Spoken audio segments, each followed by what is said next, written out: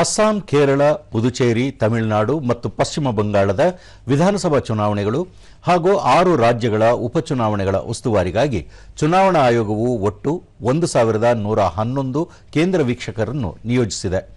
ಈ ಪೈಕಿ 557 ಸಾಮಾನ್ಯ ವೀಕ್ಷಕರು, 188 ಪೊಲೀಸ್ ವೀಕ್ಷಕರು ಮತ್ತು 366 ವೆಚ್ಚ ವೀಕ್ಷಕರು ಸೇರಿದ್ದಾರೆ ಎಂದು ಆಯೋಗವು ಮಾಹಿತಿ ನೀಡಿದೆ. ಪ್ರತಿಯೊಬ್ಬ ಮತದಾರರು ಯಾವುದೇ ಭಯವಿಲ್ಲದೆ ಮತ ಚಲಾಯಿಸಲು ಅನುವಾಗುವಂತೆ ಚುನಾವಣೆಗಳನ್ನು ಹಿಂಸಾಚಾರ ಮುಕ್ತ ಮತ್ತು ಆಮಿಷ ಮುಕ್ತವಾಗಿ ನಡೆಸಲಾಗುವುದು ಎಂದು ಮುಖ್ಯ ಚುನಾವಣಾ ಆಯುಕ್ತ ಜ್ಞಾನೇಶ್ ಕುಮಾರ್ ಹೇಳಿದ್ದಾರೆ. ಎಲ್ಲಾ ವೀಕ್ಷಕರು ಸಂಬಂಧಪಟ್ಟ ವಿಧಾನಸಭಾ ಕ್ಷೇತ್ರಗಳಲ್ಲಿ ಬೀಡು ಬಿಡುವಂತೆ ಆಯೋಗವು ನಿರ್ದೇಶನ ನೀಡಿದೆ. ವೀಕ್ಷಕರು ಕ್ಷೇತ್ರಕ್ಕೆ ಆಗಮಿಸಿದ ತಕ್ಷಣ ತಮ್ಮ ಸಂಪರ್ಕ ವಿವರಗಳನ್ನು ಬಹಿರಂಗಪಡಿಸಬೇಕು.